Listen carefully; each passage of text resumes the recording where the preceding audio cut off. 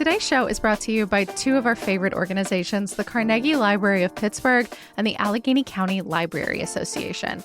September marks 10 years of their joint program, Love Your Library. It's really a county-wide celebration where your donation during the month of September will be partially matched and helps keep essential services going. So everything from books and materials to facility improvements and programs for all. If you use the library system, show your love and donate now at loveyourlibrary.org.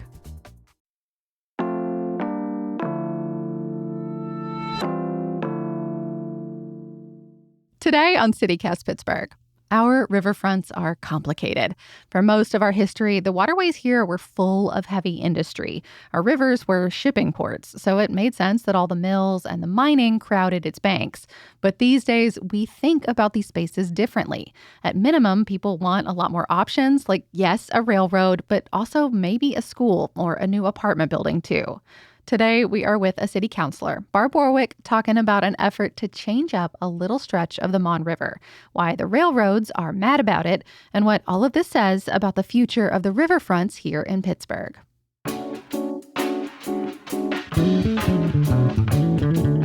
It's Thursday, October 2nd. I'm Megan Harris, and here's what Pittsburgh's talking about.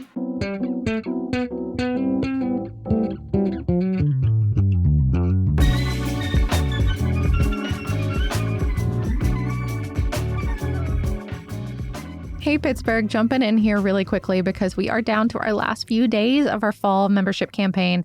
And if you have not joined CityCast Pittsburgh, our Neighbors program yet, now really is the time. Yes, producer Sophia Lowe here, popping in to say yay for membership. We did have a really great showing yesterday of a bunch of people signing up, but we are still behind on our goal. So we really need y'all. I know we can do it. We need 21 new members today to catch up. And I know we bring thousands of people. Thousands of you are listening to this podcast and reading our newsletter.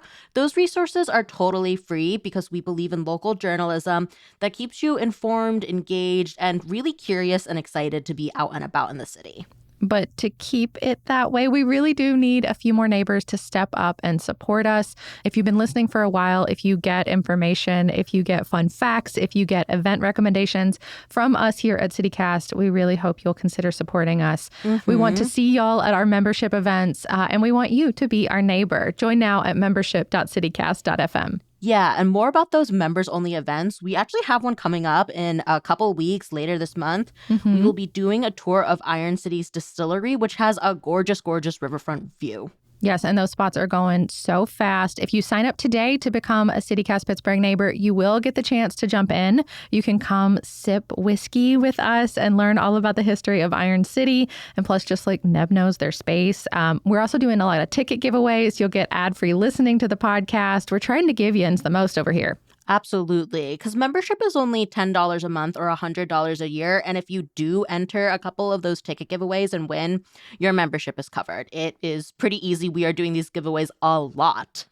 Yeah, they've really been coming hot and heavy, which, by the way, if you have tickets to give away and you're a neighbor, let us know. We would love to help share it with the community. Ooh, yes, good tip. And then for anyone who joins during this campaign, we will also be sending you our brand new Neighbors Make Pittsburgh tote bag. People have been loving this. We've gotten lots of feedback that the tote bag is super cute. So do not wait. Join now at membership.citycast.fm. That is membership.citycast.fm. Barb Warwick, welcome to CityCast Pittsburgh. Thank you. Thank you for having me. Always a pleasure. Tell us about this proposal. You have suggested an adjustment to a little corner of our neighborhood in Hazelwood. Orient us. Like, where is this? If we were standing there now, like, what would we see? Yeah, so this is on the Mon River. So if you're at Hot Metal Bridge, right, it's a little bit farther south than that, right, along the river. And the part that we would be rezoning would be from about Hazelwood Avenue to the Homestead Grays Bridge. So right along that little peninsula, so to speak. Are there neighborhoods there now? Like, do people live kind of in that corner? Does it have anything that, we're Pittsburghers, right? Like, we need a business or something to tell us where this is.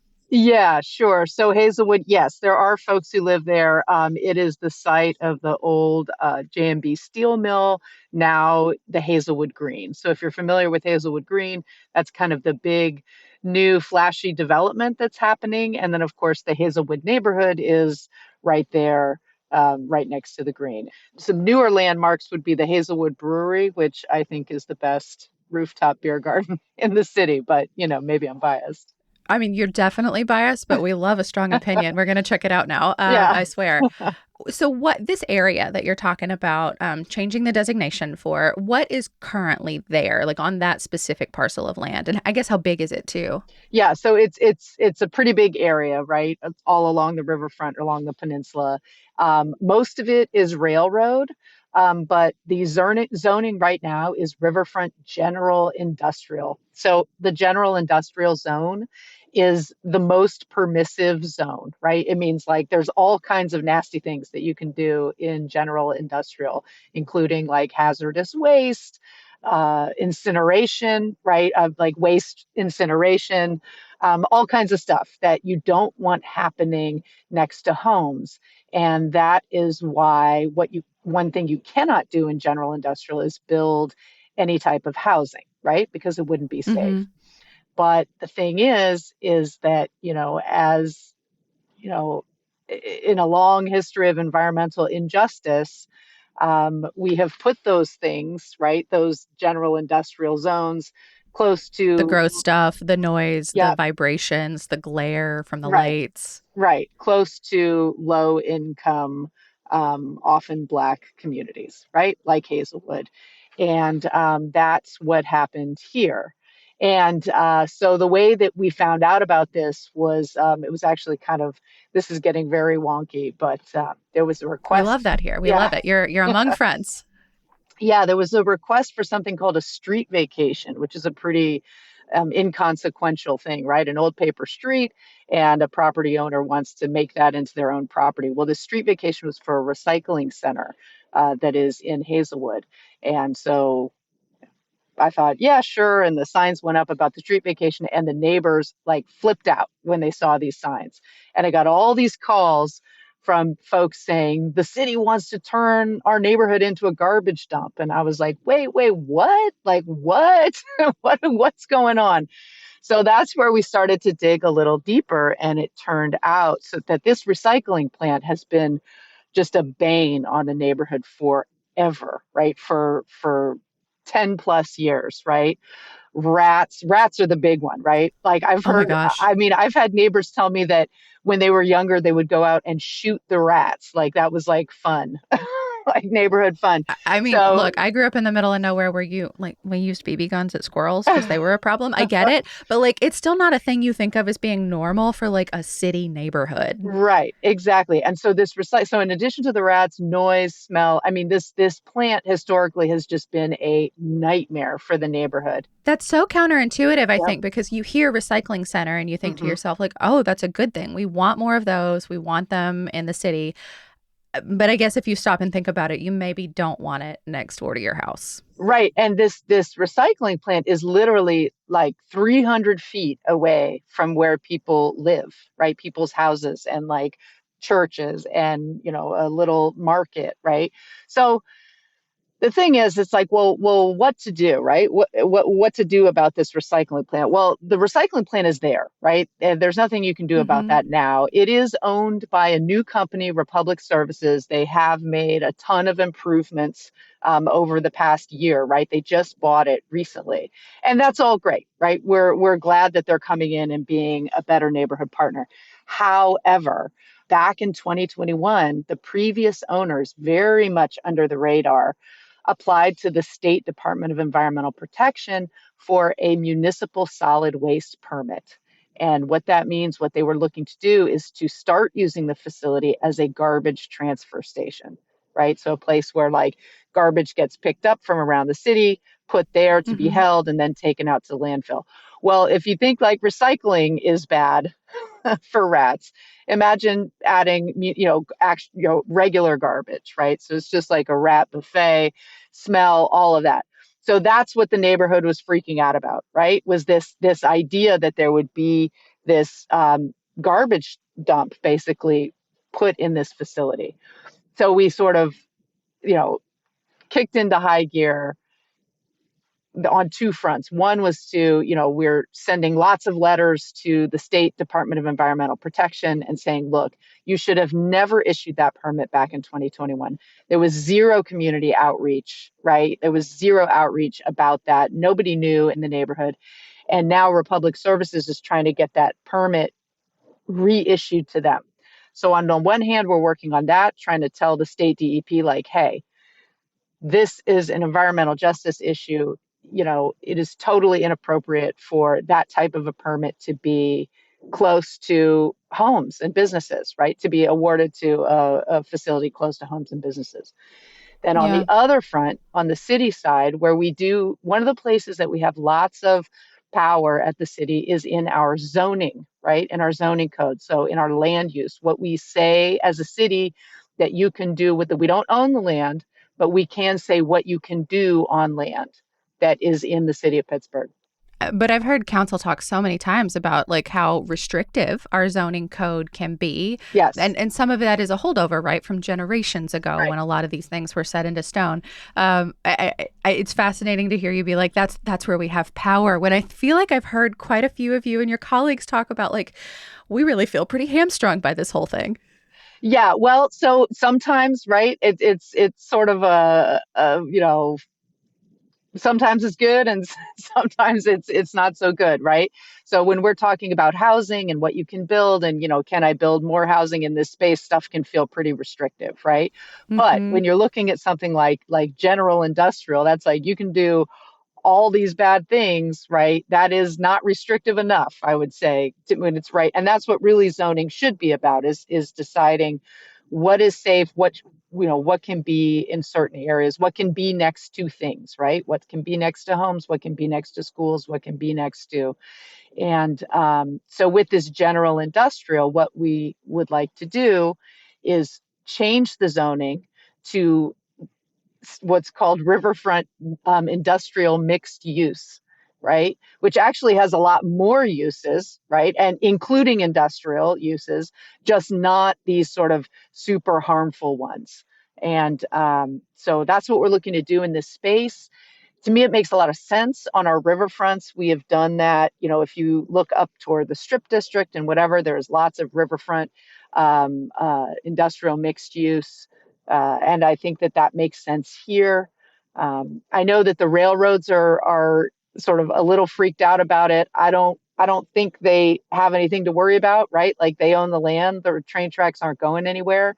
But this is really just future looking to say, look, you know, down the road, we can't change what's there now, right? Like, so for Yeah. example, if there's a facility that is, whatever kind of industrial facility that's still there, it's grandfathered in, right? This is really just about the future, what can go there in the future. And from an environmental justice perspective, I think it makes sense.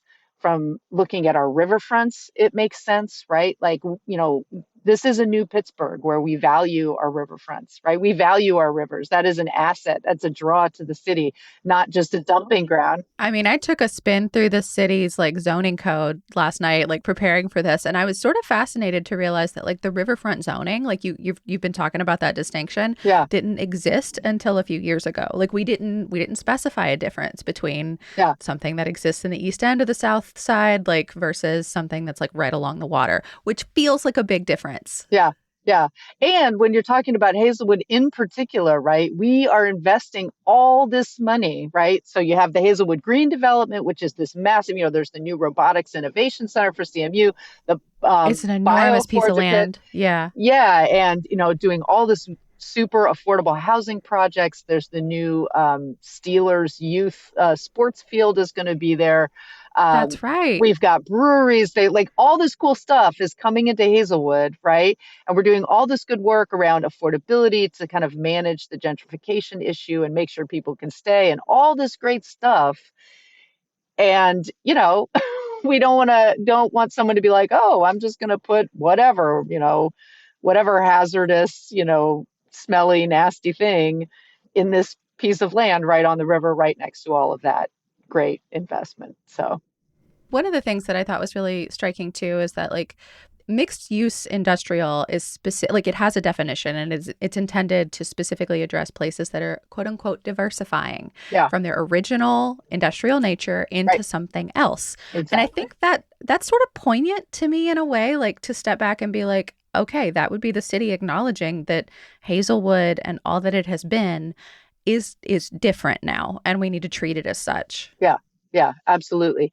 So, and I think the other thing too, which, is always funny with zoning is it's not a surefire thing, right? Like you can always apply to put something in, put something in an area that isn't permitted in the zoning code, right? You can always apply, right? If I wanted Yeah, like to, what is that, a variance? Is that right? yeah, exactly, right. Like if I was like, hey, I want to build a nuclear power plant right next, right next to You can Hazelwood. apply. You can You may not apply, get that one. right? But at least there is a process, right? You can apply for the variance, but at least there's a process where the public can weigh in and say, hey, look, this is what we think, this is how we feel. And as it is now with that general industrial, there's just all this stuff is by right, and it really gives the neighborhood no voice. As you can see by the fact that this recycling plant is there, and right, and that has caused so many problems for so many years, and then also kind of applying for this, municipal solid waste permit with the state kind of under the radar. Like, that's not good. That's not good. That's not neighborly. I'll say that. And I do want to say for them, like they did buy the facility really, like I think it was like February 2025. And I do want to give them credit, like the amount of cleanup. I took a tour of the facility just last week. The amount of cleanup that has been done, if you look at aerial photos from before and after, it's really impressive. However, right, like, there right now as a recycling facility, and that's just how it is, right? There are huge amounts of recycling material just out on the ground, right? And I get it. That's great. We need a recycling plant. That's not going anywhere.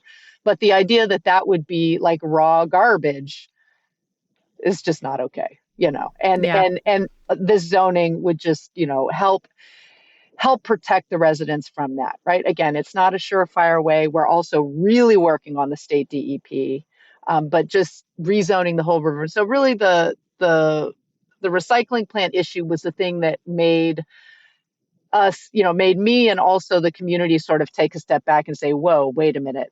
What about this whole riverfront area? What about this whole general industrial thing that is right by our neighborhood?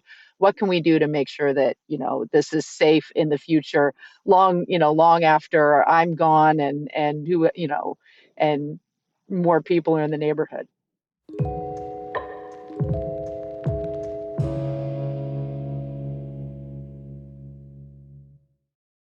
Hello, producer Sophia Lowe here. You know from listening to this show that we love our city, and we love helping you understand the big issues and the fun stuff so you can deeply engage with Pittsburgh too.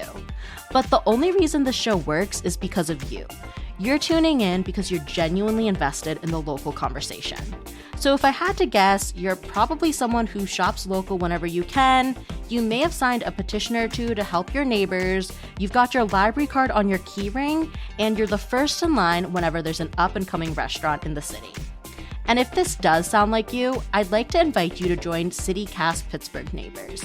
It's our membership program, all designed to help folks like you, people who care about our community. You'll get invites to members-only events, and people have left with phone numbers and new friends. You'll also get our curated weekly roundup of the best things to do in the city and help you plan ahead. Plus, you'll get the chance to share what you love about Pittsburgh on our podcast and newsletter. Your membership directly supports the people making this podcast. Thank you, and we want to be around for a long time so we can keep bringing you the local stories that matter. Become a CityCast Pittsburgh member for just $10 a month or $100 a year. You can sign up at membership.citycast.fm. That's membership.citycast.fm. Thank you so much in advance, and a little added bonus, now through October 3rd, when you sign up, you get this awesome tote bag. It says, "Members make Pittsburgh because it's true." When our neighbors show up, our community thrives. Join today and get the tote bag at membership.citycast.fm. All right, we are popping back in one more time to remind you that we are in the final days of our fall membership campaign, Last Push. If you feel like you've been hearing a lot of us and about our membership program, our neighbors, that's a good thing. We are super proud to be member supported. We want to shout it from the rooftops. I think it's a huge honor that people are saying, yes, I want to keep y'all going. I love this resource. I want to see it for years to come. Yeah, and I mean, we get it if you have been on the fence, but we do hope this is the time that you will consider coming on board. Like I said, just a few more days to go here. And when you do, we have a tote bag for you. We will send that to you right away. Every time we do a campaign, we try to come up with a special offering, like some kind of thank you for our members. We always hand out stickers at events. But if you like merch, this is really the only time you can get your hands on one of those bigger ticket CityCast Pittsburgh items. And the tote bag is pretty cute. Yes. So this one is really sturdy. It's like sort of the classic light beige tote bag, but it says Neighbors Make Pittsburgh in, our signature colors, black and gold. And it has a little bit of like a Mr. Rogers vibe to it, too. No copyright infringement, but it kind of harkens to it. Yeah. And, the whole Neighbors Make Pittsburgh part, it's such a good reminder that when we all show up, when our neighbors come out for something and get involved, our city really thrives. I also think this episode is just a really great reminder of what individuals can do. Obviously, this proposal to rezone the riverfront isn't final, not close yet. But this whole thing got started when Hazelwood residents were reaching out to Councilmember Warwick about this recycling plant near their homes.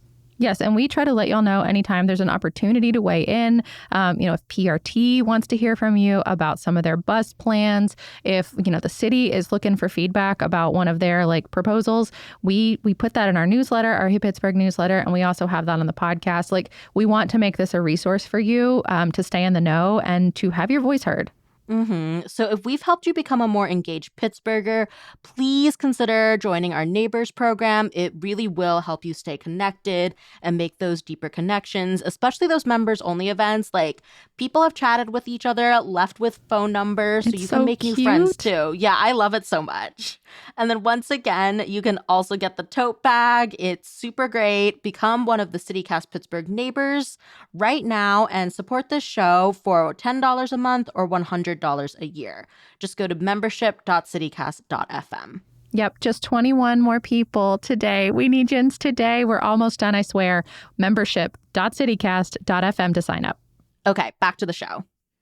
Well, let's step back. If this does get rezoned, if you are successful, how do you think it's going to help the neighborhood? What does it make possible in Hazelwood that maybe isn't an option right now? Yeah, I mean, I think that is this really at this point is more preventative than anything else, right? Because right now, I mean, if you're talking about the next 20 years, right, of development. Yeah, let's dream. Yeah, let's dream, right? But still, even the dream is really looking at, that's Hazelwood Green, right? That is not this section of, now, there are projects to do bike trails through there and along that, and those are all ongoing. And I don't think those are impacted by the zoning one way or another. And the thing to really understand about this whole piece of land is the vast majority of it is railroad, right? And that railroad's not going anywhere. Now, if my big dream, and I don't, this would really take some visionary leadership at the county, at the city. I mean, major visionary would be some kind of light rail on those tracks, right? Because those tracks are connecting the whole Mon Valley all the way to Oakland and all that, but that is probably a bigger project than one city council person is going to convince people to do. But look, I was looking at some old short line railroad maps the other day. They were mostly going through the north of Pittsburgh, but they connected all to the city. And the whole time I'm just thinking, gosh, I wish this still existed. Yeah. I'm sure there's many reasons why it wasn't a good neighbor. Everything is complicated, but just looking at the stops and the connectivity, I was so jealous of our ancestors. I know. But as I understand it, this would also open the door to other things. So more residential property, retail, schools, education is one component of this zoning regulation. Do you imagine that stuff might want to crop up? As you say, the railroads are going to stay there. So do you want an apartment complex or a school right next door? I mean, we have that, right, in South Side and things like that. I don't see what's wrong with But it. it's a rail line, not a rail yard, which I do think is maybe a little bit different. Yeah, yeah. So I mean, I don't necessarily see housing coming up, but what we don't want to see is just like, oh, this becomes the place that we can just like, we've developed everything else all around Pittsburgh, and this is going to be the place where we put all the yucky stuff that we don't that we don't want, in other neighborhoods. We're just going to stick it over in Hazelwood because that's what we've been doing. That's what we've been doing for so many years. And, I think it's time. I think Hazelwood's had enough, right? Hazelwood's taken in their fair share of our industrial, Our literal trash. our literal Yeah. trash, right? And now it's time for a little relief. And one of the reasons we're talking to you today is because, you proposed this, I think back in July, if I got my filing date right.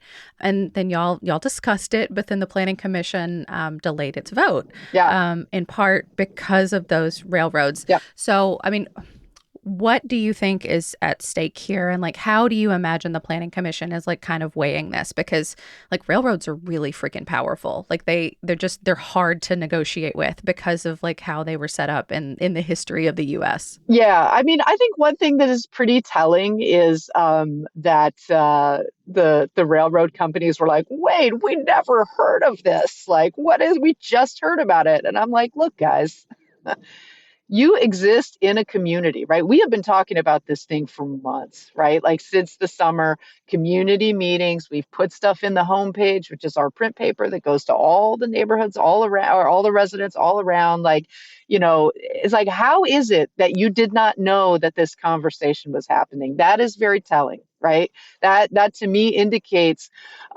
companies that are not engaged in the communities in which they operate. So, And we should say one of the railroads is Allegheny Valley Railroad. They operate, I think, 77 miles of track here in the city. yeah, But uniquely, I think they are actually locally owned. One of the other companies involved is CSX, which is, a much yeah, larger yeah. operation. But they own a ton of land, including, I think I read 233 acres that would be subject to this rezoning change. Yeah. I mean, I can't speak to Allegheny Valley Railroad, but like if you Google CSX, like you see like legal fights and other things, like Yeah. they clearly have deep pockets for this sort of thing. Yeah. Yeah. I mean, they do, but I still think it's worth doing, right? I think it's worth Yeah. pursuing, and we'll see how it goes. Did you know that you were going to be fighting them on this? Yeah. I mean, I guess I did, but the thing that's a little bit surprising is it's that the railroads know, right? They do have preemption, like they have lots of power over the land that they own. So whether we zone it general industrial or mixed use industrial, that really doesn't impact them, right? Like they're the railroads. I didn't realize that they would be grandfathered too, which I think changes it. Like you're not doing anything about the railroads. They don't have to go anywhere. We just want to allow other things as well. And also with the recycling center, right? Which is what, like like we're not doing anything to the recycling center. They're grandfathered in. They will continue to exist. This is about the future, right? This is about what we want to see in the future. And the railroad is there, right? The rail yard is there. I think it was a So CSX executive I read. I think they told Public Source that they thought that this whole thing was an effort to remove the railroad. I mean, for the I don't, record, do you want the railroads gone from that yeah, area? for the record, someone said that in the planning commission meeting, and I thought, no, literally no one said that. And literally no one wants the railroads gone. And even if we did, we couldn't. So that's just sort of nonsense. Yeah. I mean, but you do have lots of folks in your corner on this whole thing. I mean, what are they saying? What are the reasons why your supporters are in favor of pushing this through?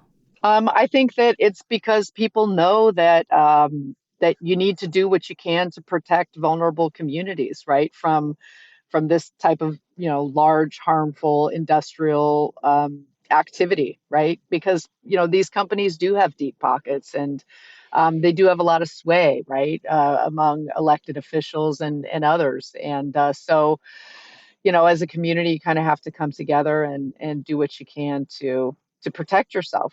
Yeah, I mean, of course, I think we should step back here too, because like we're talking about a specific section of Hazelwood, but I guess I'm curious if you are successful with this, if it's something you might be interested in, helping your fellow counselors replicate in other neighborhoods. Because I noticed that there are at least three other spots in the city that are designated this way, some of which do have like residential areas alongside them, like in Upper Lawrenceville into Morningside. There's one along the Ohio River in the north side, like the Marshall Shadeland area, which is very residential. And then there's one along the Mon River, like kind of under Boulevard of the Allies, next to like, I guess it's like Bluff, South Oakland. That one, to my knowledge, has not a single house. So I can see that Okay. would stay the way it is. Yeah, I mean, I'm always happy. This wasn't that hard, right? Like it really was just looking at the parcels and I always like to get a little bit of help from our, colleagues in zoning because I hate to put down legislation that's just totally off the mark, right? We So appreciate when our politicians do their homework first. We're big fans of that.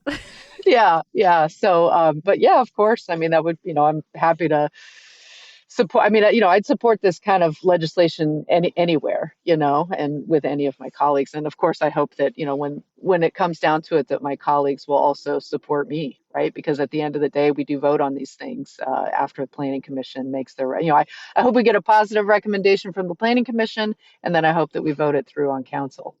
Yeah. And in case you're new to this, if Planning Commission okays it, which they're supposed to make their decision as of this recording on October 7th, so coming up next week, if they say yes, then it's just you need fewer votes in council to pass it through. Is that right?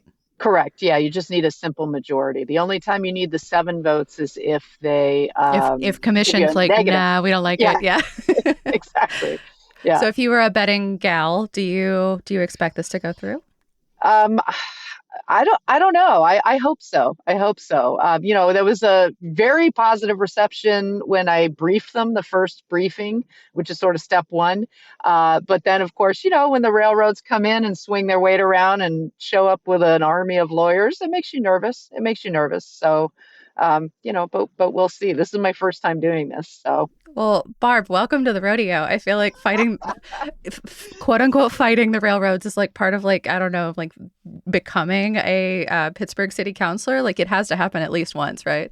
Yeah, but I would love, if anything, I just, I would love like a better working relationship. And I feel like too, I mean, I don't know, maybe there are so many times when folks are like, oh, the railroads. And I'm like, really?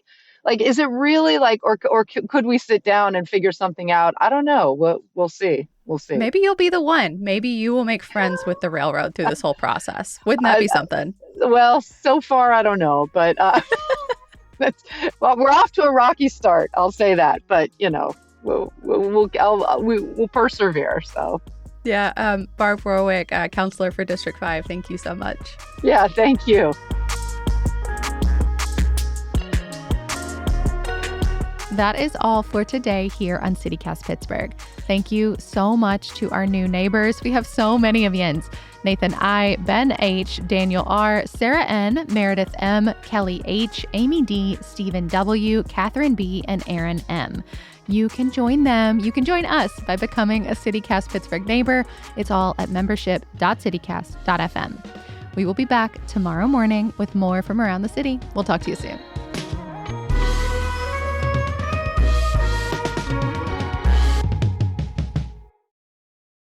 One thing that's super exciting that I've been working on since well before I was on council and it's not even a city project, but I'm just so happy about it, I love it. is there's a playground at Greenfield School. It is being built. This is like a project that has been on, the PTO at Greenfield has been working on this forever, like for more than 10 years before I even lived in Pittsburgh.